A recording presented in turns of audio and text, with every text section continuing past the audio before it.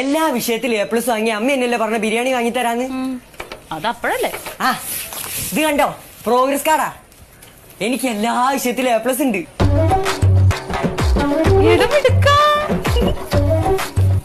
ക്ലാസ്സിൽ എത്ര പേർക്കുണ്ട് A+? 12 പേർക്കുണ്ട്.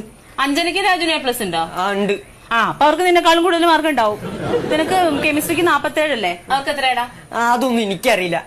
അമ്മയോട് ഞാൻ പറഞ്ഞിട്ടുണ്ട് മറ്റുള്ള പിള്ളേരായിട്ട് എന്നെ കമ്പയർ ചെയ്തെന്ന്. ഓരൊക്കെ വീട്ടിൽ കാറുണ്ട്, ഓരൊക്കെ കുടിക്കുന്ന ഓർലിക്സാ. ഇത് വല്ലത് എനിക്കുണ്ടോ? എന്നിട്ട് ഞാൻ A+ വാങ്ങിയില്ലേ, എന്നിട്ട് അമ്മയ്ക്ക് എന്തൊരു സന്തോഷം ഇല്ലാത്ത? എടാ മോനെ, അമ്മയ്ക്ക് സന്തോഷം ഉണ്ടാവണമെങ്കിൽ ഒരു കാര്യം നടക്കണം. എന്താ? നിന്റെ ക്ലാസ്സിൽ എല്ലാ പിള്ളേരും തോറ്റ് തുന്നം പാടണം. എന്നിട്ട് എന്റെ മോന് മാത്രം A+ കിട്ടും. എന്തേ? ഒന്നല്ല, എന്നാലും എന്റെ കുഞ്ഞു മിടുക്കനാണ് കേട്ടാ. ഓ നല്ല ബെസ്റ്റ് അമ്മ. ഈ വർഷത്തെ ഏറ്റവും നല്ല അമ്മയ്ക്കുള്ള അവാർഡ് നിനക്ക്. മനസ്സിലായിട്ടില്ല? എനിക്കൊന്നും തിരിയുന്നില്ല നീ പറയുന്നത്. നോക്ക്, നോക്കാൻ നോക്കി തുറന്നു നോക്കാൻ.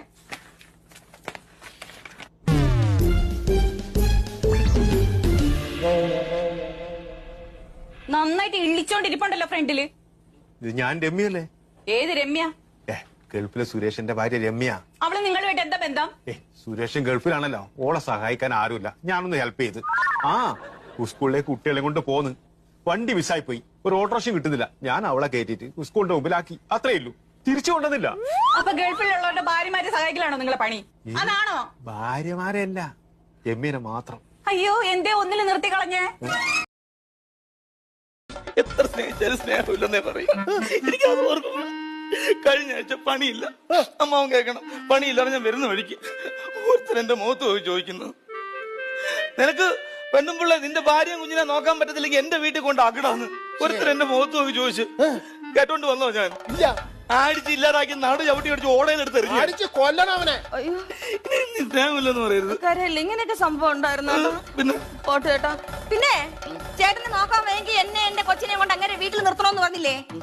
നിന്റെ അച്ഛൻ അച്ഛനെ ചവിട്ടിക്കൂട്ടി ഓടയിലെടുത്തിട്ട് കൊടുത്തു എന്റെ അടുത്ത്. 3 മാസം മുമ്പ് എനിക്ക് അപ്പൻഡിറ്റിസിന്റെ ഓപ്പറേഷൻ നടന്നിരുന്നു.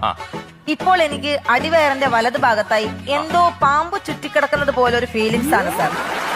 സാർ അത് മാത്രമല്ല സാർ, ഇടയ്ക്കിടയ്ക്ക് എനിക്ക് വല്ലാത്തൊരു വേദനയും അനുഭവപ്പെടുന്നുണ്ട് സാർ. ഇത് എന്ത് തരം അസുഖമാണ് സാർ? ഞാൻ പെട്ടെന്ന് ചത്തുപോകുമോ എന്ന് വിനയപൂർവ്വം പുഷ്കരൻ, വെള്ളിയാണി ഹൗസ്, ബിയർ പാർലറിന് സമീപം, കോതമംഗലം. കോതമംഗലം അല്ലേ?